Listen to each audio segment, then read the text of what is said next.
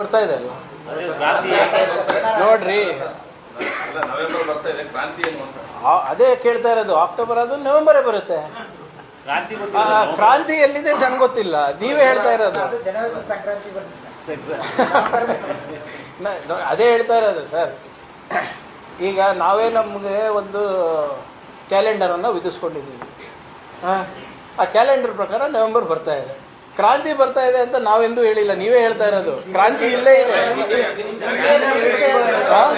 CM ಎಲ್ಲ ಹೇಳಿದ್ದಾರೆ ಕ್ರಾಂತಿ ಇದೆ ಅಂತ.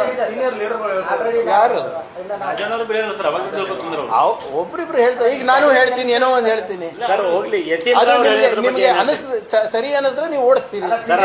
ಯತೀಂದ್ರ ಅವ್ರು ಹೇಳಿದ್ರ ಬಗ್ಗೆ ಏನ್ ಹೇಳ್ತೀರಿ ಸರ್? ಏನಂತ CM ಅವರು ಅಧಿಕಾರದ ಕೊನೆ ಇದರಲ್ಲಿದ್ದಾರೆ ಅಂತ ಉತ್ತರಾಧಿಕಾರಿ ಬಗ್ಗೆ ಪರ್ಸನಲ್ ಮ್ಯಾಟರ್. ಈಗ ನೆಕ್ಸ್ಟ್ ನೀವು ಕೇಳ್ತೀರ ಮುಂದೆ ನಿಲ್ತಾರೋ ಇಲ್ಲ ಎಲೆಕ್ಷನ್. ಇಲ್ಲ ಬಹಿರಂಗಲ್ಲ. ಪರ್ಸನಲ್ ವಿಚಾರ ಅಂದ್ರೆ ಸಿದ್ದರಾಮಯ್ಯ ಸಾಹೇಬರು ಮುಂದೆ ಎಲೆಕ್ಷನ್ ನಿಲ್ತಾರೋ ಇಲ್ವೋ ಅದೆಲ್ಲ ಅವ್ರಿಗೆ ಬಿಟ್ಟಿರೋದಲ್ಲ. ಆಮೇಲೆ ಅವರು ಡಿಸೈಡ್ಸ್ ಬೀಯಿಂಗ್ ಎನ್ MLC. ಅವರು ಸಿದ್ದರಾಮಯ್ಯ ಅವ್ರ ಮಗನ ಕೂಡ ಹೌದು.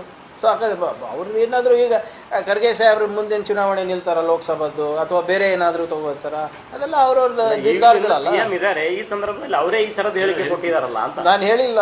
ಒಂದು ಮನವಿ ಮಾಡ್ಕೊಂಡಿದ್ದೀನಿ, ಒಂದೆರಡು ದಿನ ಕ್ಯಾಮ್ರಾ ಆಫ್ ಮಾಡಿ ಎಲ್ಲ ಸರಿ ಹೋಗ್ತದೆ.